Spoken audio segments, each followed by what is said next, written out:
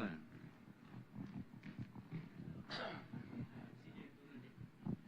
Terima kasih.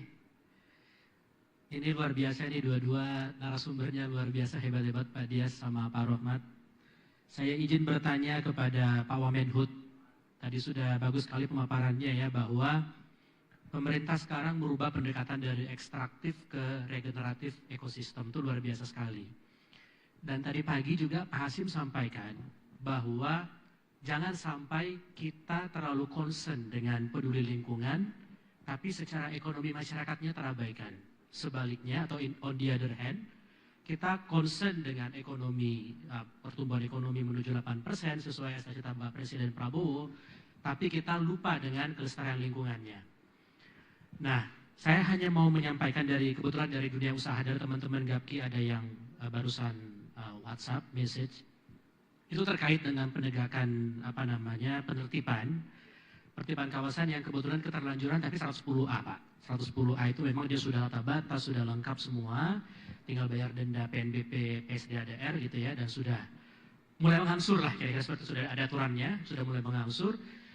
Mereka bertanya tentang kepastian hukum, bagaimana nanti kalau sudah mulai mengangsur, terus kemudian kapan kira-kira akan bisa dikeluarkan dari SK36, supaya ada kepastian hukum dan juga, apalagi kalau misalnya sawit ini adalah sangat menyerap tenaga kerja ya, dan juga swasembada pangan, swasembada daripada energi, apalagi dengan B50 yang dicanangkan tahun ini oleh pemerintah, itu benar-benar sangat mendukung ketahanan pangan dan ketahanan energi. Nah ini gimana nih nanti view-nya? Kebetulan juga teman-teman ini ada yang sudah berhubungan dengan Ditjen PHL, namun Ditjen PHL-nya kayaknya kurang berani mengeluarkan satu statement terhadap yang sudah melakukan pengangsuran tadi. Sudah clear karena alasannya di Satgas kan ada BPKP, ada TNI di sana, ada kepolisian dan lain sebagainya, multi instansi lah. Jadi kami sih berharap sekali dalam forum ini juga seperti tadi disampaikan Pak Hasyim, bahwa harus seimbang nih, bahwa kalau memang yang nakal harus diberikan satu law enforcement, penegakan hukum yang tegas, harus diberikan satu sanksi dan seterusnya. Namun bagi yang sudah melaksanakan sesuai regulasi, sesuai ketentuan pemerintah, seharusnya kan sudah ada exception dan sudah harusnya ada perlindungan hukum di sana, kepastian investasi untuk bisa lebih meningkatkan daripada usahanya, penyerapan tenaga kerja, ya kan, dan juga kepastian hukum penyerapan investasi sangat penting lah. Apalagi ini kita sekarang bagaimana kemarin di HSG sempat drop, bahwa Presiden juga luar biasa upset ya, kesal dengan tidak diabaikannya rekomendasi MSCI. Beliau kemana-mana keliling ke Inggris, Davos, untuk mendatangkan capital inflow. Tiba-tiba dalam 2-3 malam kemudian terjadi capital outflow yang besar sekali. Apalagi kalau kita misalnya pengusaha-pengusaha dalam negeri ini juga didukung penuh dari pemerintah, apalagi di sini ada Pak Wamen Kehutanan, tentu itu kami sangat menaruh harapan besar kepada Bapak Wamenhut. Satu lagi, setelah kemarin bencana di Aceh dan Sumatera Utara, Sumatera Barat, itu kebetulan ada juga teman saya lagi mengusulkan, ini kan karena memang EBT juga bagian yang dari isu sustainability, bagaimana salah satu how to overcome ini masalah climate change dan pemanasan global, kita harus galakan energi EBT. Ada beberapa perusahaan yang juga sudah mengajukan IPPKH dalam rangka bauran energi untuk target 2029 sekian gigawatt saya nggak hafal persisnya, target Bapak Presiden Prabowo Subianto. IPPKH-nya tertahan nih, kebetulan wilayah Sumut Pak. Wah ini gara-gara ini bencana kemarin, ini kita tiarap dulu nih semua. Kita agak sedikit slow down, padahal ini sesuatu yang different. Kalau IPPKH justru dia di dalam kawasan hutan tapi memanfaatkan potensi air, hidro, untuk kemudian bisa menjadi bauran energi, pertumbuhan ekonomi di daerah, dan juga meningkatkan lapangan kerja dan sebagainya lah, menuju 8% tadi. Ini juga titipan-titipan nih Pak Wamen, kalau nanti perlu detailnya bisa kita japri Pak. Terima kasih, selamat siang, luar biasa Pak Dias, Pak Wamenhut, terima kasih. Terima kasih Pak Dipos untuk pertanyaannya. Jadi bagaimana nih ya Pak Wamen ya, terlalu berhati-hati tapi ekonomi juga terus berputar dan kita punya target yang harus dicapai, silakan. Baik, jadi prinsipnya adalah hutan harus lestari, pembangunan tidak boleh berhenti, ya. Kesejahteraan masyarakat itu pasti. Cakep. Itu Oh, bukan yang ya? trilogi yang kita pegang, ya. Nah, terkait dengan ekonomi di sektor kehutanan, ya.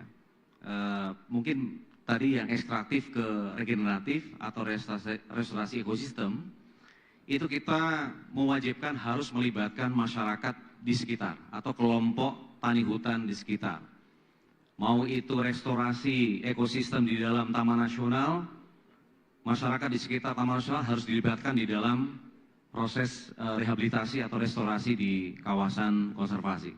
Kemudian juga PPH, perizinan berusaha di kawasan hutan, itu juga ketika dia PPH restorasi ekosistem dengan skema karbon, itu juga diwajibkan untuk melibatkan masyarakat di sekitar. Apalagi yang tadi saya sampaikan lahan perhutanan sosial dan kemudian hutan adat. Ya. Nah, sekarang ini ke arah pengusaha nih. Nah, jadi kalau kita lihat HPH, ya, kayu log di hutan alam, memang ini sudah produktivitasnya sangat turun sekali. Dulu tahun 1990-an, itu produktivitasnya kayu hutan alam kita itu 26 juta meter kubik. Sekarang, tahun kemarin, itu hanya 3,8 juta meter kubik. Artinya kita melihat bahwa di hutan alam, ini harus kita amankan dulu, kita kasih nafas untuk hutan alam ini memulihkan dirinya. Ya. Kemudian juga harus ada penanaman di dalam hutan alam kita. Sehingga kemudian kebijakan yang kita ambil moratorium penebangan di hutan alam. Karena memang produktivitasnya sudah sangat rendah sekali. Dan sekarang ini yang bisa membeli kayu log dari hutan alam itu adalah hanya industri-industri modal besar yang dia eksportir kayu olahannya. Jadi mebel, plywood yang kemudian eksportir karena harganya sangat mahal.